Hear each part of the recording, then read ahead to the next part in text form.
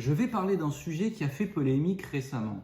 Apparemment, des élèves se sont retrouvés gênés devant un tableau de nus. Diane et Actéon de Giuseppe Cesari. Pardon pour l'accent. A priori, c'était pour des motifs religieux. Alors, c'est assez ironique, car Diane est une déesse qui punit tous les hommes tentant de la séduire ou même de la regarder. Actéon arriva complètement par hasard à la fontaine où elle et ses nymphes s'y trouvaient. Elle lui ordonna de repartir et d'oublier ce qu'il a vu, tandis que des rameaux commencèrent à pousser sur son crâne. C'est spécial. Parlons de cette polémique maintenant. Il est toujours intéressant de questionner des œuvres figées dans le temps qui font autorité mais qui ne parlent plus vraiment à personne. Donc, un débat sur la nudité dans l'art nous rappelle que rien n'est jamais vraiment acquis. Je dirais même plus que c'est une occasion de réactualiser notre critique, notre vision sur ces œuvres. Parce que jusqu'à présent, on n'a fait que répéter des vieux poncifs. Les gars, ce tableau, on ne peut pas le toucher parce que c'est un chef-d'œuvre. Ok, mais ce sont des arguments d'autorité, ça fonctionne plus vraiment. Je dis pas qu'il faut tout déconstruire, mais il faut savoir créer sa propre critique. Et dans ce cas,